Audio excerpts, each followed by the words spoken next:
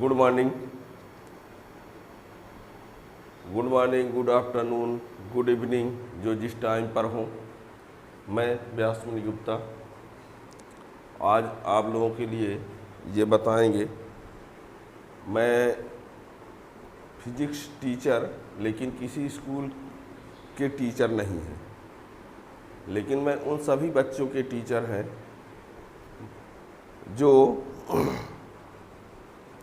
School में पढ़ते तो हैं पर कुछ स्कूलों में टीचर ही नहीं होते।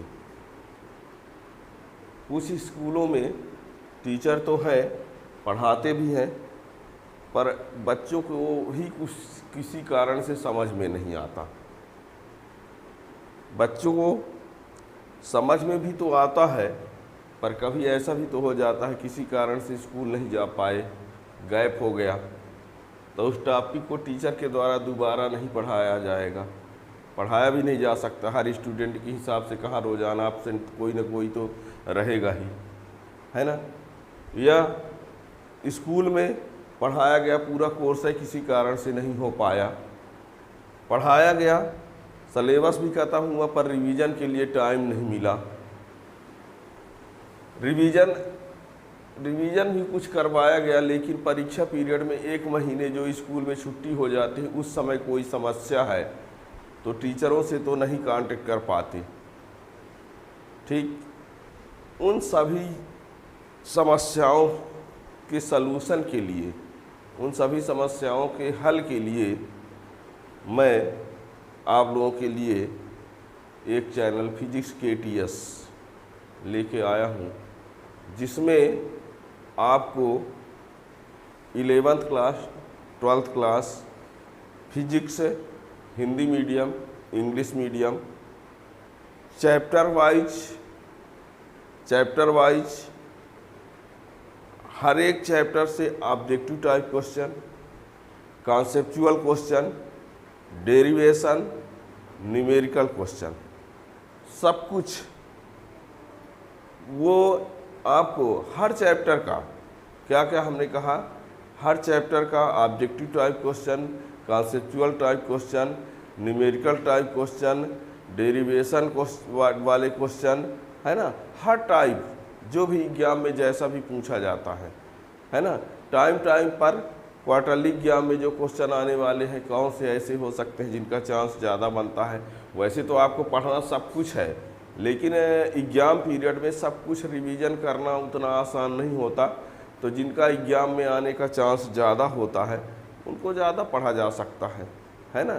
तो एग्ज़ाम की दृष्टि से जो ज़्यादा इम्पॉर्टेंट है, उन क्वेश्चन के लिए भी हम उस चैनल में आप लोगों के सामने क्वेश्चन प्रस्तुत किया है, और ये सब कुछ आप लोग पढ़ सकते हैं फ्री ऑफ कॉस्ट। उसके लिए आपको क्या करना पड़ेगा, चैनल फिजिक्स KTS चैनल को सब्सक्राइब करेंगे। उसमें चैनल में आप प्लेलिस्ट में जाएंगे, अपनी क्लास का चैप्टर वाइज, है ना, रनिंग क्लास जो स्टार्ट से पढ़ने वाले बच्चे हैं उनको यानी फर्स्ट चैप्टर से ही पढ़ना पड़ेगा, ठीक है ना। फर्स्ट चैप्टर से ही पढ़ेंगे और क्रम से ही पढ़ेंगे, तब समझ में आएगा। और जहाँ रही बात रिवीजन के लिए, तो रिवीजन के समय तो आप कोई भी चैप्टर किसी चैप्टर का उठा के देखना शुरू कर सकते हैं, ये भी सही है। लेकिन यदि कोई 11th क्लास या 12th क्लास का स्टूडेंट है तो स्टार्ट से जब पढ़ेगा तभी समझ पाएगा।